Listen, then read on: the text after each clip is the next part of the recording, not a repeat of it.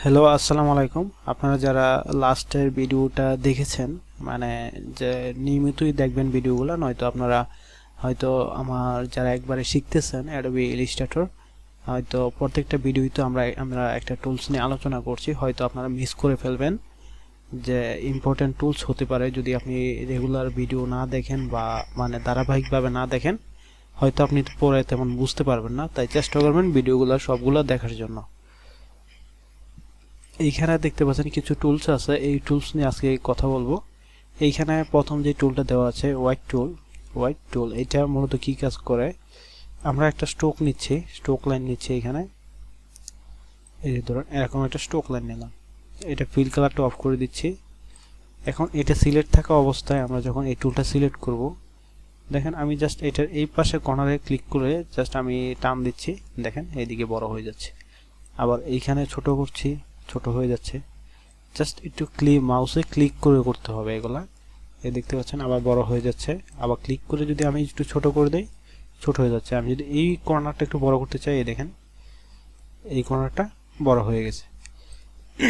Just এটা আপনারা একটু প্র্যাকটিস করে নেবেন, ঠিক আছে? তারপর হচ্ছে যে টুলটা আমি একটা শেপ নিলাম, আচ্ছা আবার শেপ নিচ্ছি।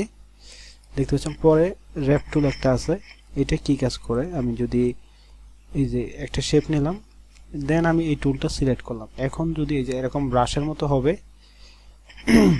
আমি এই শেপটার উপর যদি ক্লিক করি, এই দেখতে পাচ্ছেন কেমন হচ্ছে।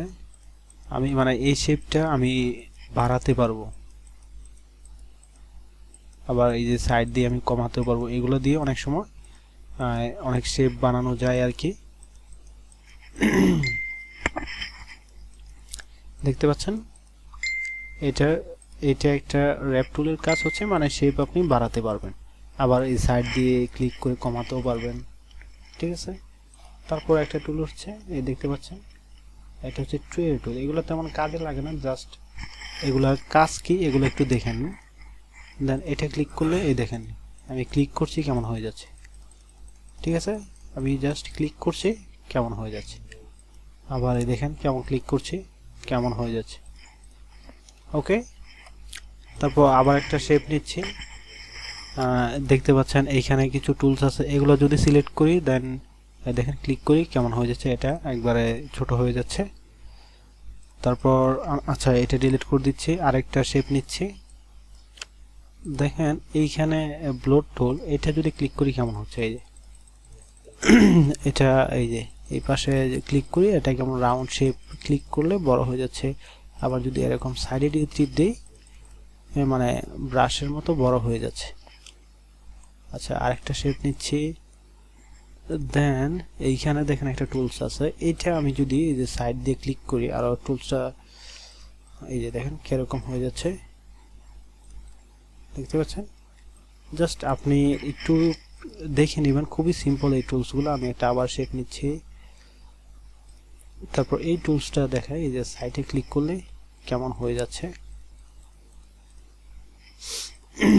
এইটা অনেক সময় ভেক্টর ডিজাইনের ক্ষেত্রে, অনেক পোস্টার ডিজাইনের ক্ষেত্রে, মানে আপনার ক্রিয়েটিভিটি বাড়ানোর ক্ষেত্রে এগুলো একটু কাজে লাগবে। আপনি যদি প্র্যাকটিস করেন এগুলা খুব সহজেই বুঝতে পারবেন।